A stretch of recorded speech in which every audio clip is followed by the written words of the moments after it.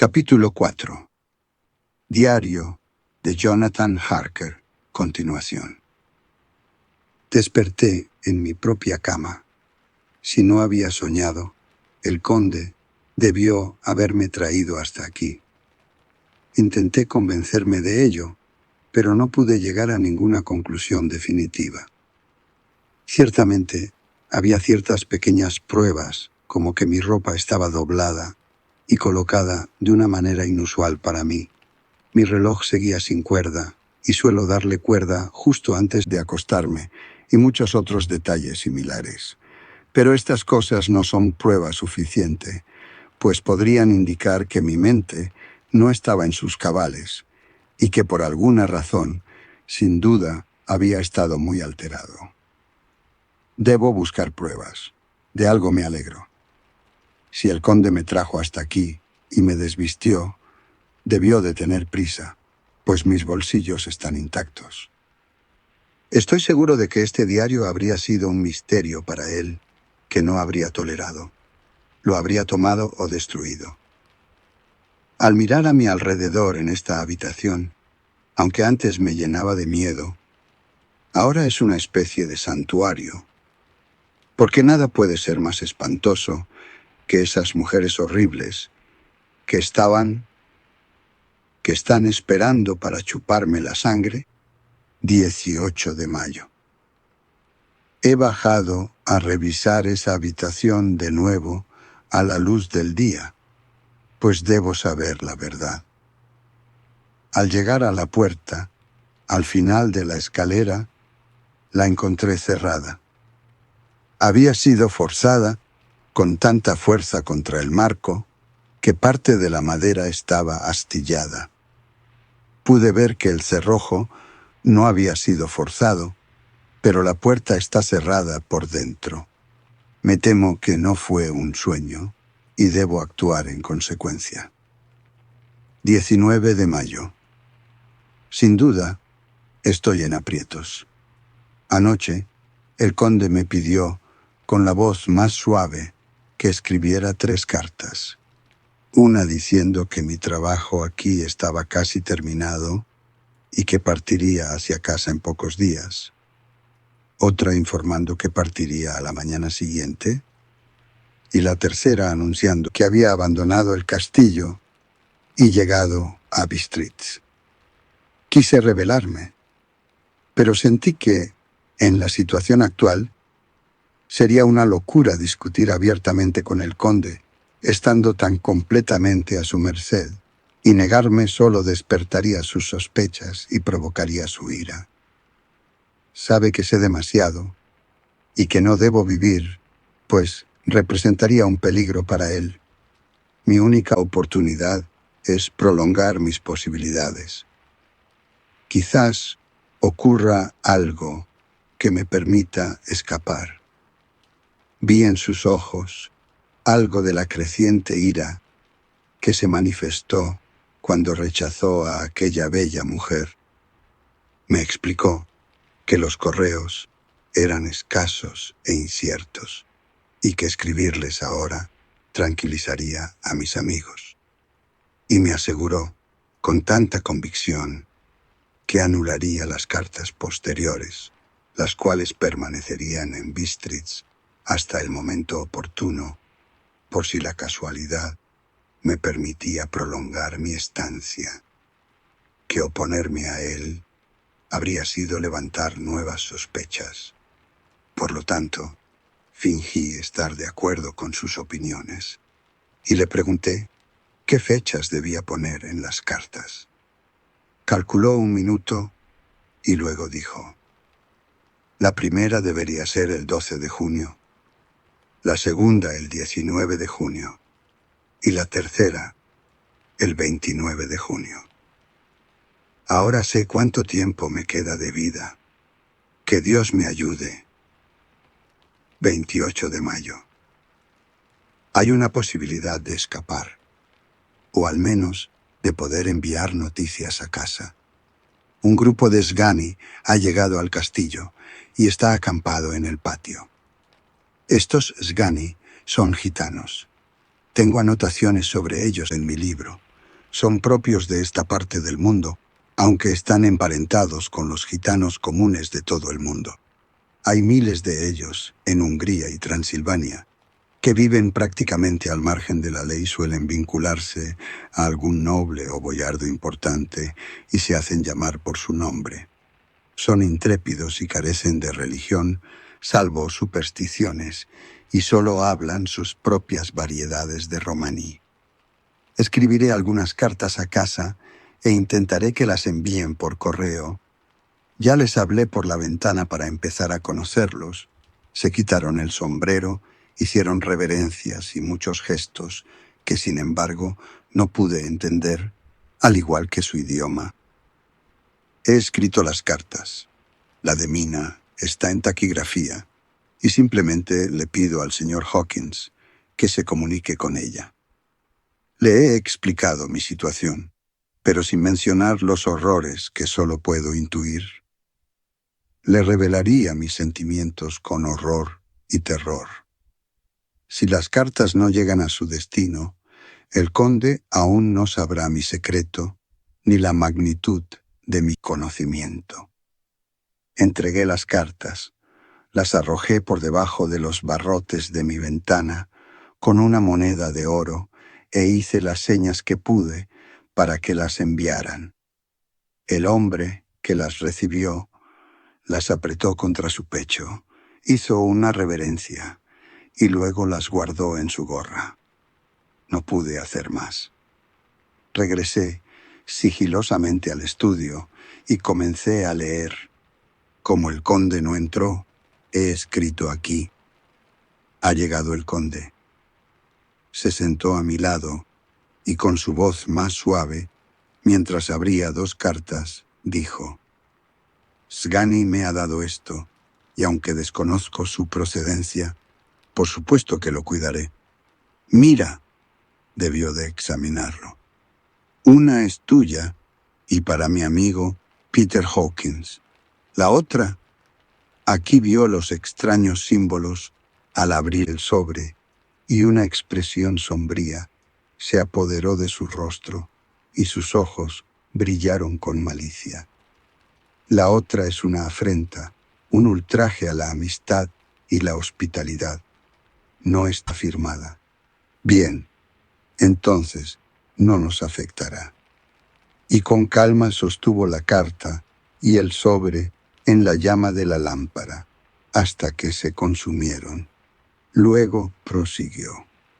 La carta a Hawkins. Por supuesto que la enviaré, ya que es suya. Sus cartas son sagradas para mí.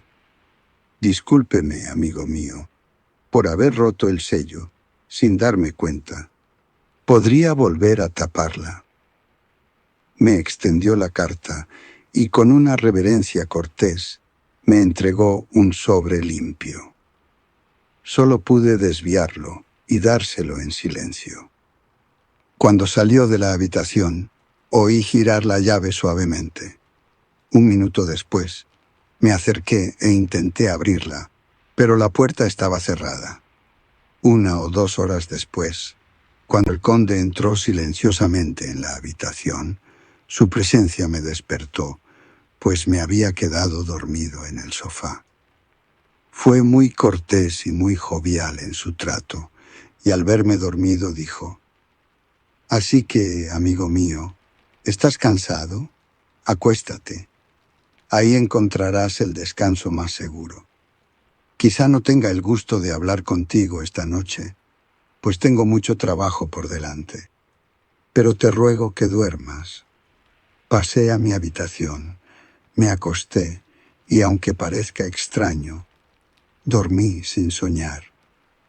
La desesperación también tiene su calma. 31 de mayo. Esta mañana, al despertar, pensé en sacar papel y sobres de mi bolso y guardarlos en el bolsillo, por si acaso se me presentaba la oportunidad de escribir. Pero de nuevo una sorpresa, de nuevo un shock. Había desaparecido hasta el último papel y con él todas mis notas, mis apuntes sobre ferrocarriles y viajes. mi carta de crédito, en fin, todo lo que podría serme útil una vez fuera del castillo. Me senté a reflexionar un rato y entonces se me ocurrió una idea. Así que busqué en mi maleta y en el armario donde guardaba mi ropa, el traje con el que había viajado había desaparecido, al igual que mi abrigo y mi manta. No encontré rastro alguno de ellos. Aquello parecía una nueva maquinación malvada. 17 de junio.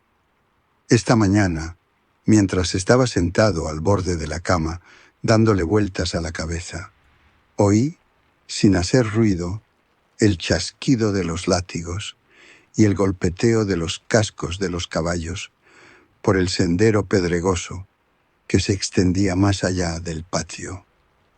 Con alegría corrí a la ventana y vi entrar al patio 2 grandes carromatos, cada uno tirado por 8 robustos caballos, y a la cabeza de cada par un eslovaco, con su sombrero de ala ancha, su gran cinturón tachonado de clavos, su sucia piel de oveja y sus altas botas. También llevaban sus largos bastones. Corrí hacia la puerta, con la intención de bajar e intentar unirme a ellos por el vestíbulo principal, pues pensé que tal vez les abrirían paso. De nuevo, una sorpresa. Mi puerta estaba cerrada por fuera. Entonces, corrí a la ventana y les grité. Me miraron estúpidamente y me señalaron. Pero justo entonces salió el hetman de los Sgani, y al verlos señalar mi ventana, dijo algo que los hizo reír. En adelante, ningún esfuerzo mío, ningún grito lastimero ni súplica angustiada lograría que siquiera me miraran. Se dieron la vuelta con determinación. Los carros de los lacayos contenían grandes cajas cuadradas con asas de cuerda gruesa. Era evidente que estaban vacías por la facilidad con que los eslovacos las manejaban y por el eco que producían al moverlas bruscamente. Cuando las descargaron todas y las apilaron en un gran montón en una esquina del patio, los Sgani les dieron dinero a los eslovacos, quienes, escupiéndolo para la buena suerte, se dirigieron perezosamente cada uno a la cabeza de su caballo. Poco después, oí cómo el chasquido de sus látigos se desvanecía en la distancia. 24 de junio, antes del amanecer. Anoche el conde se marchó temprano y se encerró en su habitación. En cuanto me atreví, subí corriendo la escalera de caracol y miré por la ventana que daba al sur. Pensé en vigilar al conde, pues algo se trama. Los Sgani están alojados en algún lugar del castillo y realizan algún tipo de trabajo. Lo sé, porque de vez en cuando oigo un sonido lejano y sordo, como de azada y pala, y, sea lo que sea, debe ser el final de alguna crueldad. Llevaba poco menos de media hora en la ventana cuando vi algo salir por la ventana del conde. Retrocedí y observé con atención, y vi emerger al hombre entero. Me llevé una gran sorpresa al descubrir que llevaba el traje que yo había usado durante mi viaje y que colgaba al hombro la terrible bolsa que había visto llevarse a las mujeres. No cabía duda de su propósito, y con mi ropa. Este es, pues, su nuevo plan malvado. Permitir que otros me vean, según creen, para dejar constancia de que me han visto en los pueblos y aldeas echando mis cartas, y para que cualquier fechoría que cometa sea atribuida a mí por la gente del lugar. Me enfurece pensar que esto pueda continuar, y mientras yo estoy encerrado aquí, un verdadero prisionero, pero sin la protección de la ley, que incluso para un criminal es un derecho y un consuelo. Pensé en esperar el regreso del conde y, durante un buen rato, me quedé mirando fijamente la ventana. Entonces empecé a notar unas pequeñas y curiosas motas flotando en los rayos de la luna. Eran como minúsculos granos de polvo que giraban y se agrupaban en racimos de forma nebulosa. Las observé con una sensación de tranquilidad y una calma me invadió. Me recliné en el hueco de la ventana, adoptando una posición más cómoda para poder disfrutar mejor del espectáculo aéreo. Algo me sobresaltó. Un aullido bajo y lastimero de perros proveniente de algún lugar lejano en el valle, oculto a mi vista. El aullido resonaba con más fuerza en mis oídos, y las motas de polvo flotantes parecían adoptar nuevas formas al ritmo del sonido, danzando a la luz de la luna. Sentía que luchaba por despertar a una llamada de mis instintos. No, mi alma misma luchaba, y mis sentidos, apenas recordados, se esforzaban por responder. Estaba hipnotizado. El polvo danzaba cada vez más rápido. Los rayos de luna parecían temblar al pasar junto a mí, perdiéndose en la oscuridad del horizonte. Se agrupaban cada vez más hasta que parecían tomar formas fantasmales y difusas. Entonces, completamente despierto y con todos mis sentidos alerta, salí corriendo de allí gritando. Las formas fantasmales que se materializaban gradualmente de los rayos de luna eran las de las 3 mujeres espectrales a las que estaba condenado Hui, y me sentí algo más segura en mi habitación, donde no había luz de luna y donde la lámpara ardía con intensidad. Tras un par de horas, oí un murmullo en la habitación del conde, algo parecido a un gemido agudo que se apagó rápidamente, y luego hubo silencio, un silencio profundo y terrible que me heló la sangre. Con el corazón palpitante, intenté abrir la puerta, pero estaba encerrado en mi prisión y no podía hacer nada. Me senté y simplemente lloré. Mientras estaba sentado, oí un ruido en el patio exterior, el grito de angustia de una mujer. Corrí a la ventana y, abriéndola de golpe, miré entre los barrotes. Allí estaba, en efecto, una mujer con el pelo revuelto, con las manos sobre el corazón, angustiada por la carrera. Estaba apoyada en una esquina del portal. Al verme en la ventana, se abalanzó sobre mí y gritó con voz amenazante: «¡Monstruo! ¡Devuélveme a mi hijo!». Se arrodilló y, alzando las manos, gritó las mismas palabras con una voz que me desgarraba el corazón. Luego se arrancó el pelo y se golpeó el pecho, entregándose a toda la violencia de una emoción desbordante. Finalmente se abalanzó hacia adelante y, aunque no podía verla, oí cómo golpeaba la puerta con las manos desnudas. En algún lugar muy alto, probablemente en la torre, oí la voz del conde, que me llamaba con su áspero y metálico susurro. Su llamada pareció encontrar respuesta desde lejos, con el aullido de los lobos. En pocos minutos, una manada irrumpió, como una presa desbordada al ser liberada, por la amplia entrada al patio. La mujer no gritó, y el aullido de los lobos fue breve. Al poco tiempo, se alejaron uno a uno, relamiéndose los labios. No pude compadecerla, pues ahora sabía lo que había sido de su hijo, y era mejor que estuviera muerta. ¿Qué debo hacer? ¿Qué puedo hacer?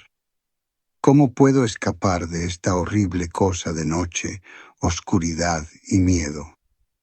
25 de junio, mañana. Nadie sabe, hasta que no ha sufrido la noche, cuán dulce y preciosa puede ser la mañana. Cuando el sol se elevó tanto esta mañana que iluminó la parte superior del gran portal frente a mi ventana, el punto más alto que tocó, me pareció como si la paloma del arca se hubiera posado allí. Mi miedo se desvaneció como una vestidura vaporosa que se disuelve en el calor. Debo hacer algo mientras aún me abriga el valor del día. Anoche envié una de mis cartas con fecha posterior, la primera de esa serie fatal que borrará de la faz de la tierra todo rastro de mi existencia. Mejor no pensarlo. Acción. Siempre me han acosado, amenazado, o me han encontrado en peligro o con miedo de noche. Todavía no he visto al conde a la luz del día. ¿Será que duerme cuando los demás despiertan? ¿Que está despierto mientras ellos duermen? Si tan solo pudiera entrar en su habitación, pero es imposible. La puerta siempre está cerrada con llave. No hay manera. Sí, hay una salida, si uno se atreve a tomarla. ¿Por qué no podría ir otro cuerpo donde él ha ido? Yo mismo lo vi arrastrarse desde su ventana. ¿Por qué no imitarlo y entrar por ella? Las probabilidades son desesperadas, pero mi necesidad lo es aún más. Me arriesgaré. En el peor de los casos, solo puede ser la muerte. Y la muerte de un hombre no es la de un ternero. Y el temido, más allá, aún puede estar abierto para mí. Que Dios me ayude en mi misión. Adiós, Mina, si fracaso. Adiós, mi fiel amigo y segundo padre. Adiós a todos, y sobre todo a Mina. Ese mismo día, más tarde. Hice el esfuerzo y con la ayuda de Dios regresé sano y salvo a esta habitación. Debo anotar cada detalle en orden. Mientras aún conservaba el valor, me dirigí directamente a la ventana del lado sur y salí de inmediato al estrecho alféizar de piedra que rodea el edificio por este lado. Las piedras son grandes y están toscamente labradas, y el mortero se ha desgastado con el paso del tiempo. Me quité las botas y me aventuré a salir por ese camino desesperado. Miré hacia abajo una vez, para asegurarme de que una visión repentina de la terrible profundidad no me abrumara. Pero después aparté la vista. Conocía bastante bien la dirección y la distancia de la ventana del conde, y me dirigí hacia ella lo mejor que pude, teniendo en cuenta las posibilidades. No me sentí mareado. Supongo que estaba demasiado emocionado y el tiempo me pareció ridículamente corto hasta que me encontré de pie en el alféizar. Intentando subir la hoja de la ventana, me invadió la inquietud cuando, al agacharme y asomar los pies por la ventana, busqué con la mirada al conde, pero, para mi sorpresa y alegría, hice un descubrimiento. La habitación estaba vacía. Apenas estaba amueblada con objetos extraños que parecían no haber sido usados jamás. Los muebles eran del mismo estilo que los de las habitaciones del sur y estaban cubiertos de polvo. Busqué la llave, pero no estaba en la cerradura y no la encontré por ninguna parte. Lo único que hallé fue un gran montón de oro en un rincón. Oro de toda clase, monedas romanas, británicas, austriacas, húngaras, griegas y turcas, cubiertas por una fina capa de polvo, como si hubieran permanecido enterradas durante mucho tiempo. Ninguna de las piezas que vi tenía menos de 300 años. También había cadenas y adornos, algunos enjollados, pero todos viejos y manchados. En una esquina de la habitación había una pesada puerta. La probé, pues, al no encontrar ni la llave de la habitación, ni la de la puerta exterior, que era el principal objetivo de mi búsqueda, debía examinarla con más detenimiento, o todos mis esfuerzos serían en vano. Estaba abierta y conducía a través de un pasadizo de piedra a una escalera de caracol que descendía abruptamente. Bajé con cuidado, pues la escalera estaba a oscuras, iluminada solo por aspilleras, en la pesada mampostería. Abajo había un pasadizo oscuro, como un túnel, del que emanaba un olor fétido y nauseabundo, el olor a tierra removida. A medida que avanzaba, el olor se hacía más denso e intenso. Finalmente, abrí una pesada puerta que estaba entreabierta y me encontré en una antigua capilla en ruinas, que evidentemente había sido utilizada como cementerio. El techo estaba roto, y en 2 puntos había escalones que conducían a las criptas. Pero el terreno había sido excavado recientemente, y la tierra colocada en grandes cajas de madera, evidentemente las que habían traído los eslovacos. No había nadie alrededor, así que busqué alguna otra salida, pero no la encontré. Entonces recorrí cada centímetro del terreno para no perder ninguna oportunidad. Bajé incluso a las criptas, donde la tenue luz se esforzaba por penetrar, aunque hacerlo me aterraba profundamente.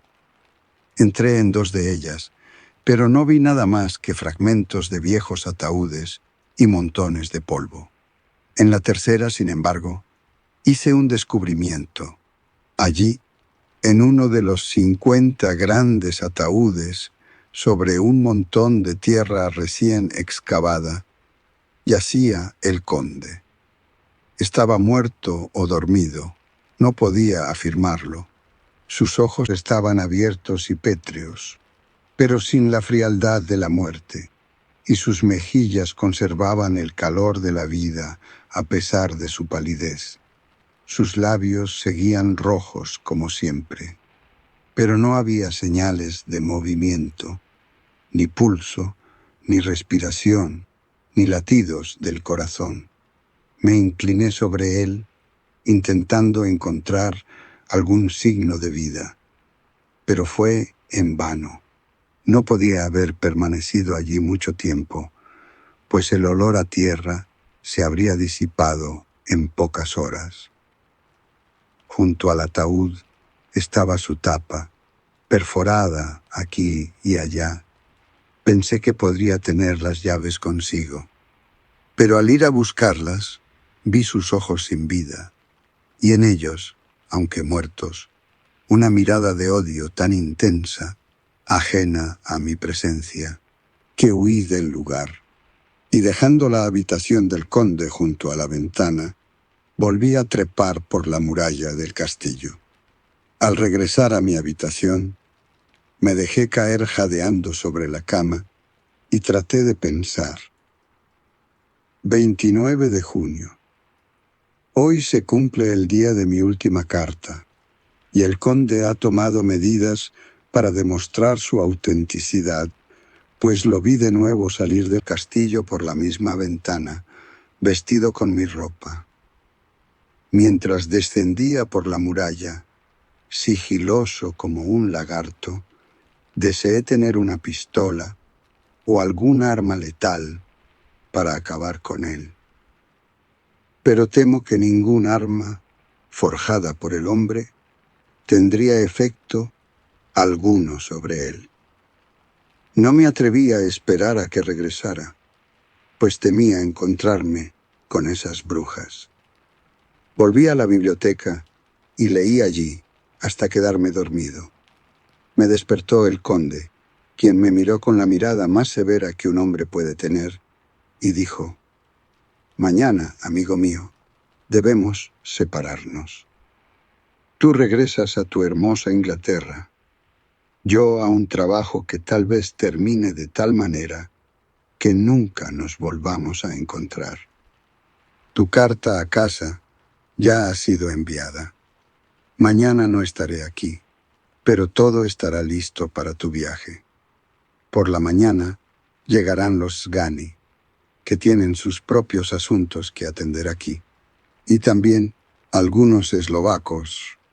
Cuando se hayan marchado, mi carruaje vendrá a buscarte y te llevará al paso de Borgo para que te encuentres con el tren de diligencias de Bukovina a Bistritz. Pero espero verte de nuevo en el castillo de Drácula». Sospeché de él y decidí poner a prueba su sinceridad. Sinceridad. Parece una profanación de la palabra escribirla en relación con semejante monstruo, así que le pregunté directamente: «¿Por qué no puedo ir esta noche?» «Porque, estimado señor, mi cochero y mis caballos están de misión, pero caminaría con gusto. Quiero irme de inmediato». Sonrió, una sonrisa tan suave, tan seductora, tan diabólica, que supe que había algún truco tras esa aparente suavidad. Dijo: «¿Y su equipaje?» «No me importa. Puedo pedirlo en otro momento». El conde se puso de pie y dijo, con una dulzura tan amable que me hizo frotarme los ojos, parecía tan real: «Vosotros, los ingleses, tenéis un dicho que me llega al corazón, pues su espíritu es el que rige a nuestros boyardos. Bienvenido el que llega, apresura la partida del huésped. Ven conmigo, mi querido joven amigo, no te quedarás ni un minuto en mi casa contra tu voluntad, aunque me entristece tu partida y que la desees tan repentinamente. Ven». Con solemne gravedad me precedió, con la lámpara en mano, escaleras abajo y a lo largo del vestíbulo. De repente se detuvo. Escuchar con atención.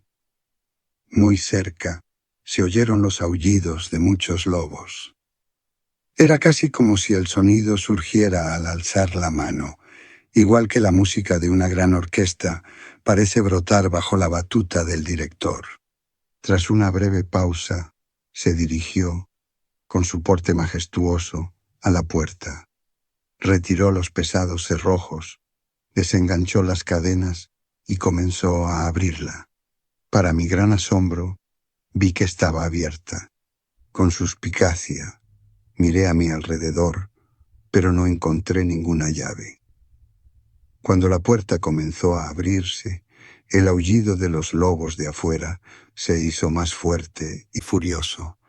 Sus fauces rojas, con dientes afilados, y sus patas con garras romas, al saltar, irrumpieron por la puerta. Supe entonces que luchar contra el conde era inútil. Con semejantes aliados a su mando, nada podía hacer. Pero la puerta seguía abriéndose lentamente y solo el cuerpo del conde permanecía en la rendija. De repente comprendí que este podría ser el momento y la forma de mi perdición.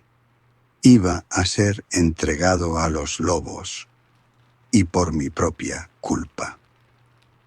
Había una maldad diabólica en la idea, lo suficientemente grande para el conde, y como último recurso grité: «¡Cierra la puerta!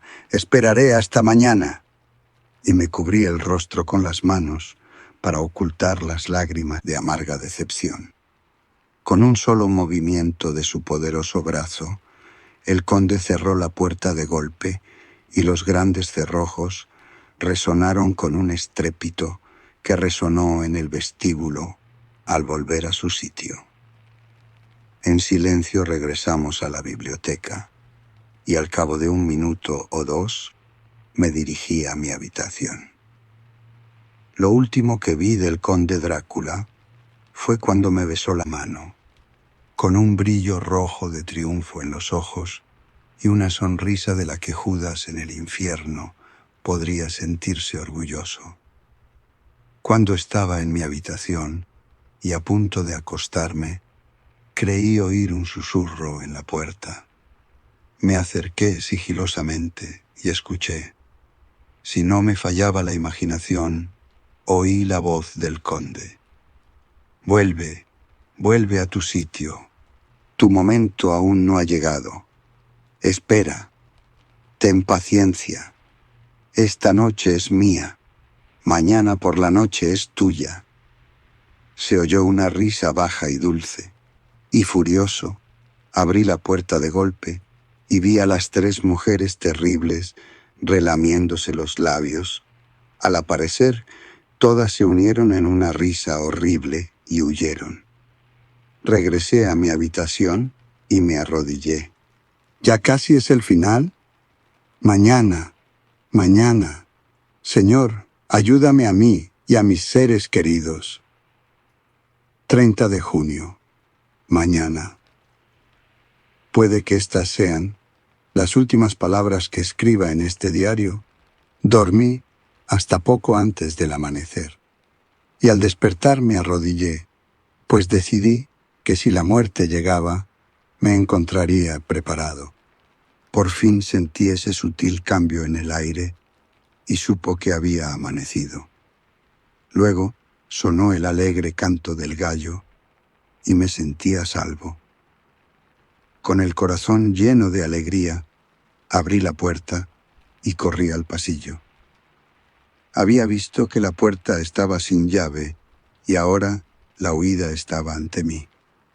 Con las manos temblorosas de impaciencia, desenganché las cadenas y abrí los enormes cerrojos.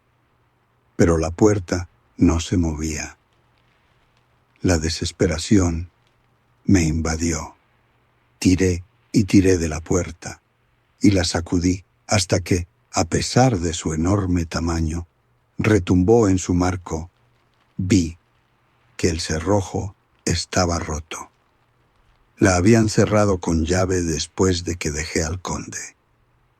Entonces, un deseo irrefrenable me impulsó a obtener esa llave a cualquier precio, y decidí en ese mismo instante volver a escalar el muro y entrar en la habitación del conde.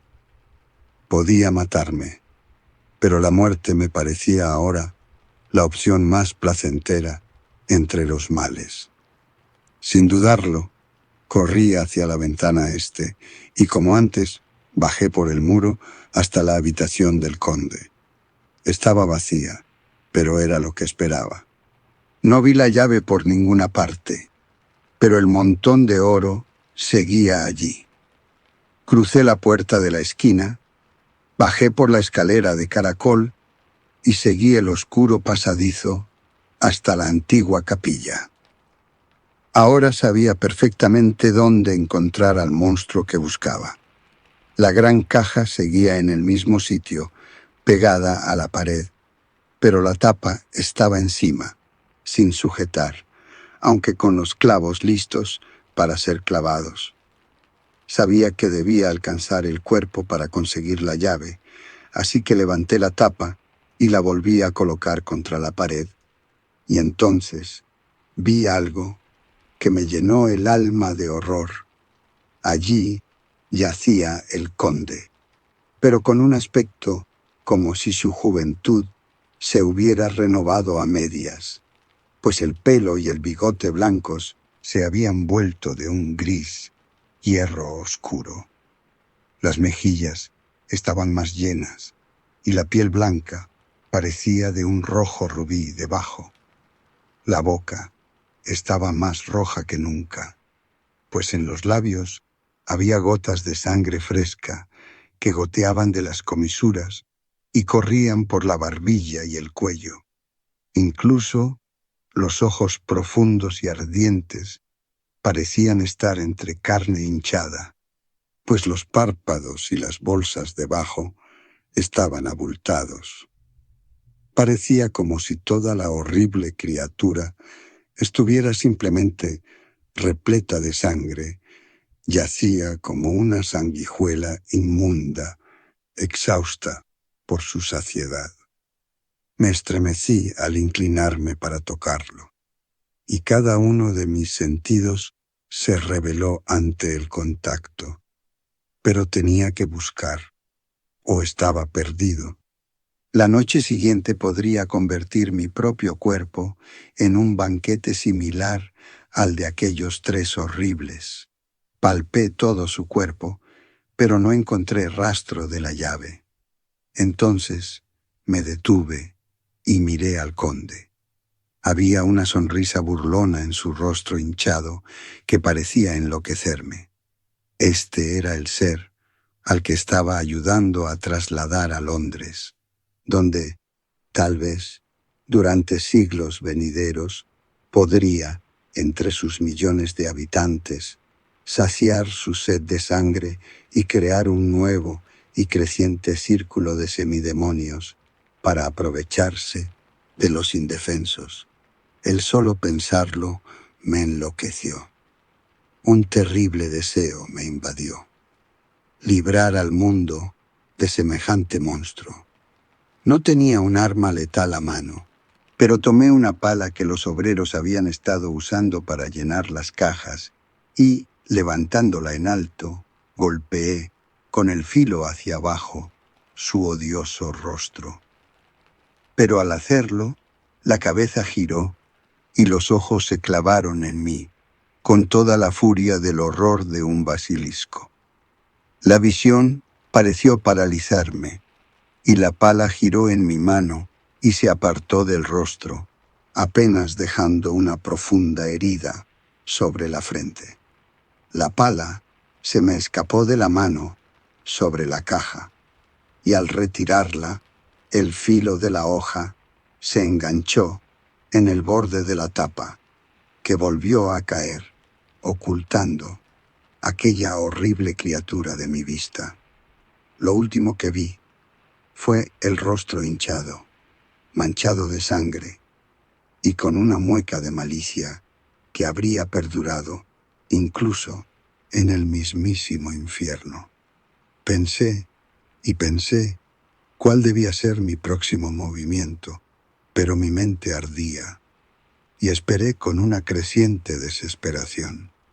Mientras esperaba, oí a lo lejos una canción gitana, cantada por voces alegres que se acercaban, y entre su canto el rodar de pesadas ruedas y el chasquido de látigos. Los Gani y los eslovacos, de los que había hablado el conde, se acercaban. Tras una última mirada a mi alrededor y al ataúd que contenía el vil cadáver, salí corriendo del lugar y llegué a la habitación del conde, decidido a salir en cuanto se abriera la puerta. Con los oídos aguzados, escuché abajo el chirrido de la llave en la gran cerradura y el crujido de la pesada puerta al abrirse. Debía de haber alguna otra forma de entrar, o alguien tenía la llave de alguna de las puertas cerradas. Entonces llegó el sonido de muchos pasos que se apagaban en algún pasillo, produciendo un eco metálico. Me volví para correr de nuevo hacia la bóveda, donde podría encontrar la nueva entrada. Pero justo en ese instante pareció llegar una violenta ráfaga de viento, y la puerta de la escalera de caracol se abrió de golpe con tal estrépito que levantó el polvo de los dinteles. Cuando corrí a empujarla, descubrí que estaba atascada. De nuevo era prisionero, y la red de la fatalidad se cerraba cada vez más a mi alrededor. Mientras escribo, en el pasillo que se encuentra debajo Se oye el ruido de muchos pasos apresurados y el estruendo de pesas al ser colocadas con fuerza. Sin duda, cajas cargadas de tierra. Se oye un martilleo. Es la caja siendo clavada. Ahora puedo oír de nuevo los pasos pesados resonando en el pasillo, seguidos de muchos otros pasos ociosos. La puerta está cerrada y las cadenas tintinean. Se oye un chirrido de la llave en la cerradura. Puedo oír cómo se retira la llave. Luego otra puerta se abre y se cierra. Oigo el crujido de la cerradura y el cerrojo. Escuchad. En el patio y por el camino pedregoso se oye el rodar de ruedas pesadas, el chasquido de látigos y el coro de los scani mientras se pierden en la distancia. Estoy sola en el castillo con esas mujeres horribles. Uf, Mina es mujer y no tenemos nada en común. Son demonios del abismo. No me quedaré solo con ellos. Intentaré escalar la muralla del castillo más allá de lo que he intentado hasta ahora. Me llevaré algo de oro, por si acaso lo necesito después. Quizá encuentre una salida de este lugar espantoso. Y luego, vuelta a casa. Vuelta al tren más rápido y cercano. Lejos de este lugar maldito, de esta tierra maldita, donde el diablo y sus hijos aún caminan con pies terrenales. Al menos la misericordia de Dios es mejor que la de estos monstruos, y el precipicio es escarpado y alto. A sus pies, un hombre puede dormir. Como un hombre. Adiós a todos. Mina.